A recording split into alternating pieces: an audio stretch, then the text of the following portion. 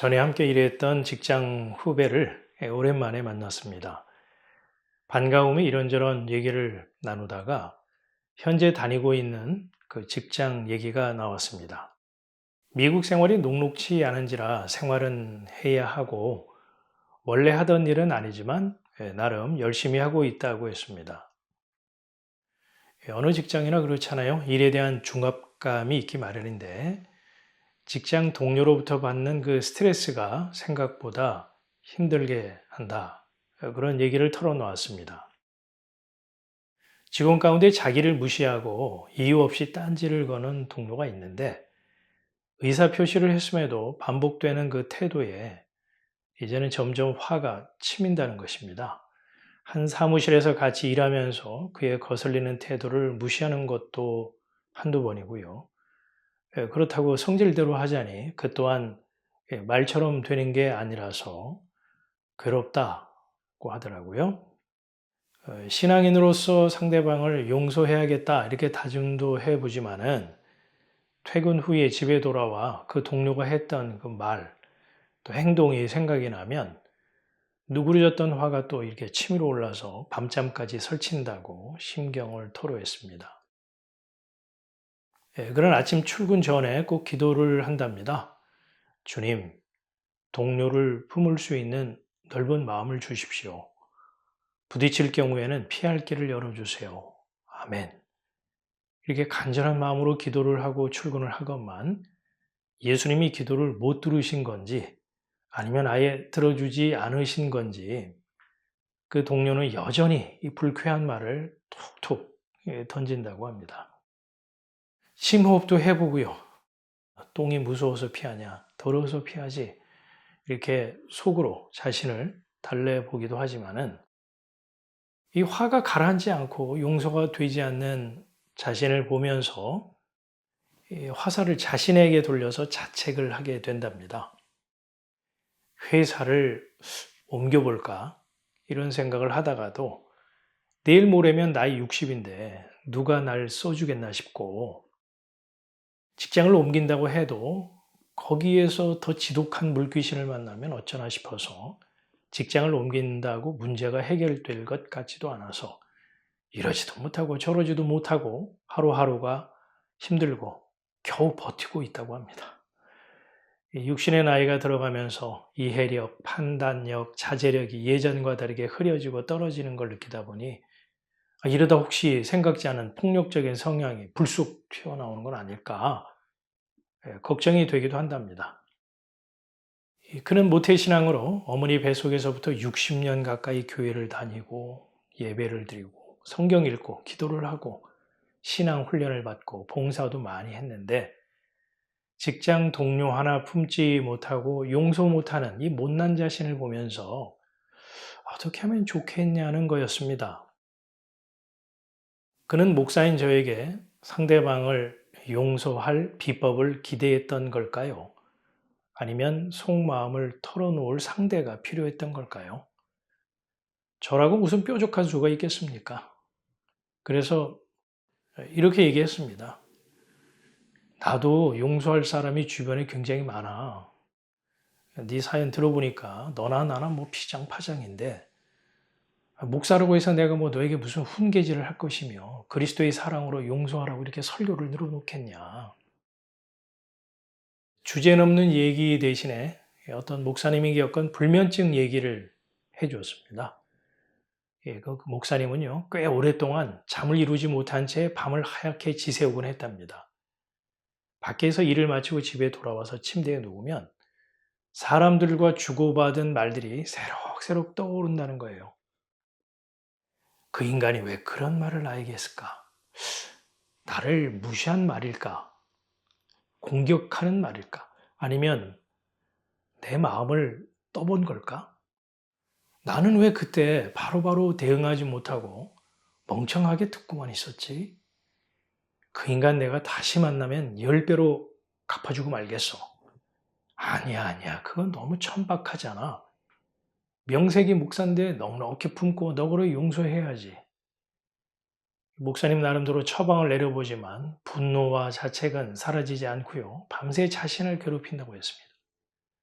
단순히 잠이 안 온다를 넘어서서 스트레스, 신체와 감정의 상태까지 영향을 주는 그 불면증 앞에서 목사님 본인이 얼마나 괴롭겠습니까? 불면증 치료를 위해서 안 해본 게 없었답니다. 침실 환경 좀 어둡고 조용하게 만들고 온도는 약간 서늘하게 유지하고 되도록이면 이 카페인이나 자극성 음식은 피하고 또 운동도 해서 땀도 흘려보고요. 자기 전에는 따뜻한 음료를 마시고 효과가 있다고 하는 바나나도 먹어보고 목사님의 이 딱한 사정을 들은 어떤 교인이 목사님에게요. 아주 높은 도수의 양주를 선물하기도 했다고 들었습니다. 이 목사님은 과연 사람들을 넉넉히 용서하고 불면증에서 벗어났을까요? 넉넉히 용서했다면 왜 이런 얘기를 꺼내지도 않았겠죠. 신앙의 힘을 빌려서 극복해 보려고 성경을 읽고 암송을 하고 기도를 해보고 양주까지 들이켜봐도요. 화는 좀처럼 누그러들지 않고 잠이 안 오기는 매한가지다라는 거예요. 이 치유 모임을 통해서 마음의 평안을 얻었다고 말하는 분들을 종종 만나곤 합니다. 그분들은 상처받은 사람들의 모임이 있다 이렇게 말하면서 권유하는 걸 볼 수 있는데요. 주변에 알리고 또 이렇게 참여하도록 안내하는 것으로 봐서 효과를 봤기 때문이겠죠. 그래서 마음이 많이 힘들고 고통 가운데 있는 분들에게 상처받은 사람들의 모임에 참석한 것을 유도하는 것이겠고요. 예전에 비해서 그런 모임이 조직화되어 있고 전문화되어 있답니다. 또 다양한 프로그램으로 진행하기 때문에 부담 없이 참가할 수 있다 그러더라고요. 서로의 아픔과 상처를 동정하고 편들어주고 그의 말에 귀를 기울여줌으로써 감정의 이 덩어리를 풀어서 치유에 이르게 한다는 그런 취지에서 모임을 갖는 거겠죠. 상처를 주고 상처를 받을 수밖에 없는 이 세상살이에서 사람들끼리 서로 가엾게 여기고 마음을 털어놓는 감정의 통로는 하나쯤은 필요하다고 보는 것이겠죠. 어떤 이는 이렇게 말합니다. 용서는 감정이 아닌 의지의 문제이기 때문에 용서가 될 때까지 이 마음을 독하게 먹어야 하는 거라고요. 그런데 마음을 독하게 먹어도 기억에서 사라질만 하면은 불현듯 떠오르는 걸 사람이 무슨 수로 막겠어요? 시간이 가고 세월이 흐르면 상처와 아픔이 저절로 눈 녹듯이 사라지거나 소멸되는 걸까요? 이런 생각을 해보게 됩니다. 성경에 용서에 대한 얘기가 나옵니다. 마태복음 18장 21절에서 35절에 예수님과 베드로가 용서에 대해서 이야기를 주고받는 대목이죠. 그런데 흥미로운 점은요. 용서라고 하는 동일한 주제에 대해서 예수님과 베드로가 서로 다른 얘기를 하고 있다는 겁니다. 베드로가 예수님에게 질문한 것은 누군가 자기에게 죄를 범할 경우에 몇 번까지 용서해 주어야 하는가 였습니다. 몇 번 정도 용서하면 예수님의 제자로서 적당하겠느냐는 것이겠죠? 그런데 이에 대해 예수님은요, 질문과 전혀 상관없는 엉뚱한 말씀을 하십니다. 사람이 사람을 용서할 때 7번까지 용서하는 것도 참 대인배의 자비를 베푼 것 아닌가 싶죠. 베드로는 이렇게 사람이 생각할 수 있는 한계의 용서를 물었다면 예수님은 70번씩 7번이라고 대답을 하셨습니다. 70번씩 7번, 490번까지 용서해야 한다는 용서의 횟수를 말하는 것이라기보다 사람은 온전하고 완전한 용서, 무한한 하나님의 용서를 받아야 할 존재라는 점을 드러내어 말씀하셨던 거죠. 다시 말해 가해자이든 피해자이든 사람은 누구나 예수의 은혜를 입어 예수 피로 온전한 용서를 받아야 할 대상이라는 겁니다. 교회를 다녀본 분이나 성경을 좀 읽었다고 하는 사람이면 대부분 이 말에 수긍할 겁니다. 그런데 마음 한쪽에 단서가 붙죠. 난 예수의 피 한 컵이면 용서받기에 충분해. 하지만 너는 말이야. 용서받으려면 예수의 피가 이 한 양동이로도 부족하지 않겠어? 이처럼 자신의 잣대를 가지고 죄의 경중을 따지고요. 착한 죄인과 용서받지 못할 죄인으로 이렇게 선을 쫙 긋죠. 이 용서는 관계 안에서 누군가 잘못했다는 걸 전제합니다. 잘못한 일이 없이 떳떳하고 당당하다면 용서라는 말을 굳이 꺼낼 필요조차 없겠죠. 잘못을 인정한다는 게 정말 쉽지 않은 것은 잘못을 인정하는 순간 이 체면이 깎이고요. 자존심이 상합니다.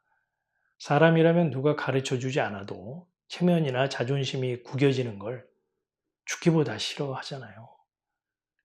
그러다 보니까 용서를 베푸는 것도 또 상대방에게 너그럽게 용서를 구하는 것도 참 힘이 들기는 마찬가지라는 겁니다.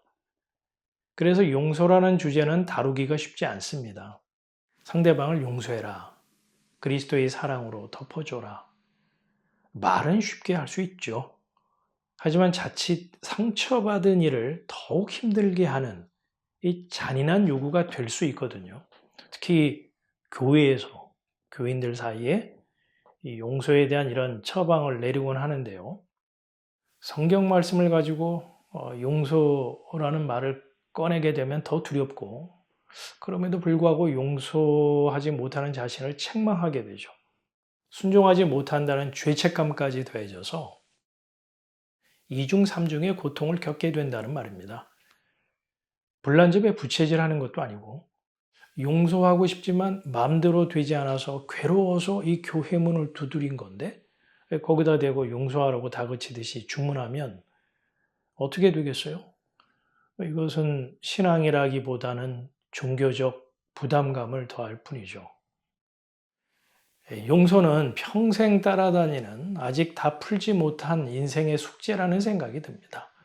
그 숙제의 양과 부피는 살면 살수록 줄어들고 사라지는 것이 아니라 점점 커지는 것 같고요. 그러고 보면 사람이 의도하든 의도하지 않든 용서를 해주고 용서를 구할 수밖에 없는 이 구조 속에 사람이 살아가고 있는 게 아닌가, 이런 생각이 듭니다. 우리는 무인도에서 사는 게 아니잖아요. 사람들과 이렇게 부대끼며 살아가죠. 사람이 온전하지 않기 때문에 이 용서와 무관한 삶을 살 수 없다는 겁니다. 그 가운데서 이제 자이든 타이든 가해자가 되기도 하고 피해자가 되기도 하는 거고요.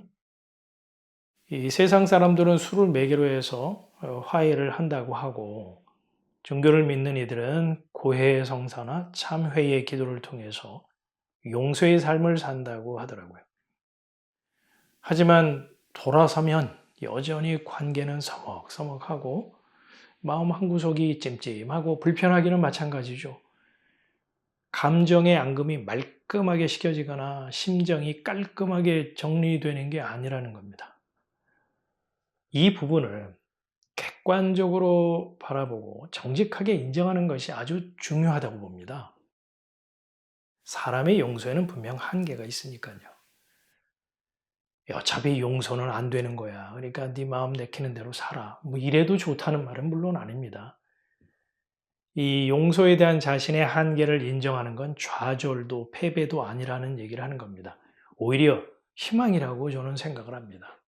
자기 한계를 오롯이 인정할 때 비로소 십자가가 보이거든요. 십자가 밑에 나오기만 하면 용서가 거리낌 없이 아주 쉽게 된다, 또는 문제가 척척 해결된다, 이런 말이 아닙니다.